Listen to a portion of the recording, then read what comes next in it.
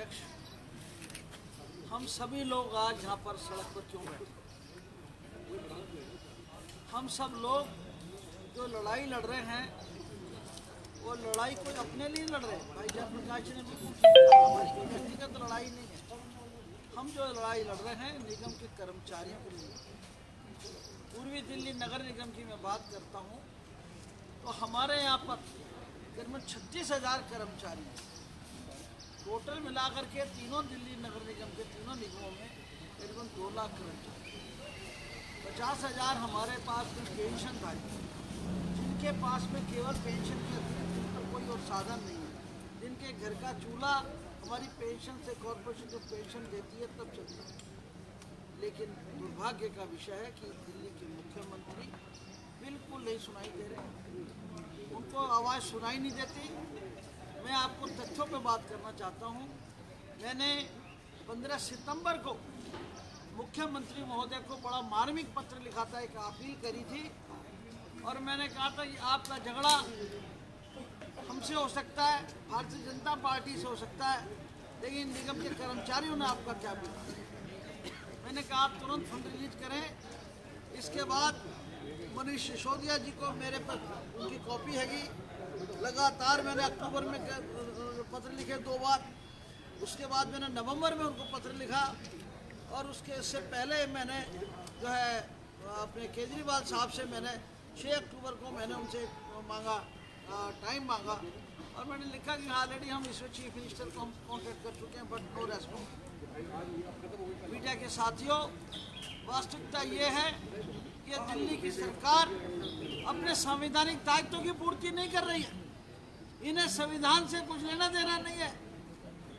ये जो कुछ कर रहे हैं केवल राजनीतिक विद्वेष से काम कर रहे हैं। इनका एक ही मकसद है और मैं बड़ी जिम्मेवारी से आरोप लगा रहा हूँ पूर्वी दिल्ली नगर निगम के महापौर होने के नाते कि दिल्ली के मुख्यमंत्री श्री अरविंद केजरीवाल, पूरी दिल्ली की सरकार निगमों में वेतन ना दे करके नगर निगम पंगु तो बना ही रही है, लेकिन उसके साथ साथ वो अराजकता की स्थिति उत्पन्न करना चाहती है। 2 लाख परिवारों में जब चूल्हा नहीं जलेगा, 50,000 हमारे पेंशन कर्मचारी हैं, जब उनकी हालत दवाई तक के पैसे उनके पास नहीं होंगे तो वो क्या करेंगे? सड़क पर आएंगे। अराजकता की स्थिति उत्पन्न करना चाहते हैं। दिल्ली के मुख्यमंत्री को कोई भी बात और कानून व्यवस्था उनके पास है नहीं।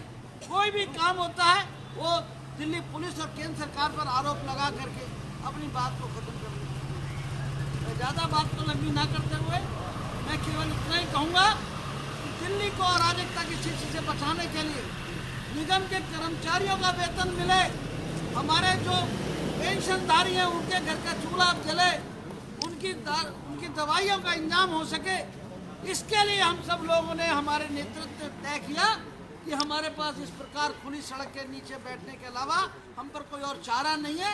हम सब लोग उसी पर मिशन पर हैं और हम पूरी तरीके से जो 13,000 करोड़ जो तीनों निगमों का बकाया है, जो संवैधानिक हमारी जो मांग है, संवैधानिक जो ड्यू है जो चतुर्थ वित्त आयोग का, वो इनको देना ही पड़ेगा। बहुत बहुत धन्यवाद। मैं साउथ दिल्ली की मेयर अनामिका जी को नमस्कार। हमारे मीडिया बंधु और हमारे साथ में हमारे मेयर और हमारे स्टैंडिंग कमेटी के चेयरपर्सन, हमारे नेता सदन और हमारे निगम के पार्षद भाई बंधुगण हैं।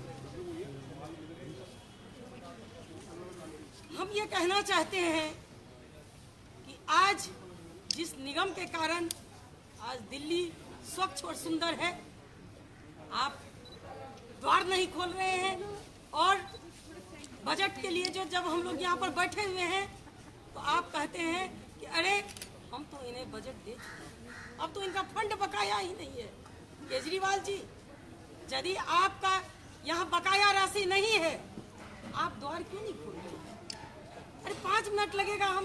हम तीनों मेयर, हमारे जितने भी भाई बंधु, हमारी निगम पार्षद है, आप आइए और हमसे बात कर लीजिए। आप समझते हैं कि 13,000 करोड़ यदि हम नहीं देंगे तो ये नहीं चलेगी। हम लोग यहाँ बैठे हैं और तब तक बैठे रहेंगे जब तक आप निगम का हमें बकाया राशि नहीं देंगे। क्या वो दिन आप भूल गए जब आप कंबल ओढ़ के बैठे रहते थे? लेकिन हमें तो यहाँ पर कंबल क्या चादर भी नसीब नहीं हो रही है। हम कैसे खाते हैं, कैसे पीते हैं? आप असंतुलित हो गए हैं। अभी आप समझते हैं, आप जब बोलते हैं कि दिल्ली वासी को कि हम आपके भाई हैं, हम आपके बेटे हैं। अरे बहन, सभी बहनें देखिए रात में कैसे हम लोग सड़क पर खड़े रहते हैं। हमारे भाई कैसे यहाँ पर है, कभी आपको चिंता है? राजनीतिक मतभेद है आपको हमसे, लेकिन एक मानवता के कारण आपको हमसे कुछ भी सवाल हमसे आकर ये भी पूछना चाहिए कि आप लोग कैसे ये खुली रात में रहते हैं। कभी आप सोचे हैं कि ये खुली रात में रहने के कारण हम लोग को कितना कष्ट होता है? लेकिन इस कष्ट को परवाह न करते हुए हमें जब निगम के वो सफाई कर्मचारी याद आते हैं, वो हमें शिक्षक याद आते हैं, वो हेल्थ कर्मी याद आते हैं, जो हमारे लिए ये वैश्विक महामारी के समय में अपने कभी भी ये नहीं सोचे कि हम कैसे काम करेंगे। ये कभी नहीं सोचे थे कि दिल्ली सुंदर है तो कैसे। उन्होंने अपना सर्वांगीण लगा दिया और आज उनके कारण हमारा दिल्ली स्वच्छ और सुंदर है। वो सभी हमें फोन भी करते हैं, दूरभाष से हम लोग बात भी करते हैं। वो कहते हैं कि हम आपके साथ हैं, तो हम कहते हैं कि हम लोग 13,000 करोड़ लेकर ही हैं। बहुत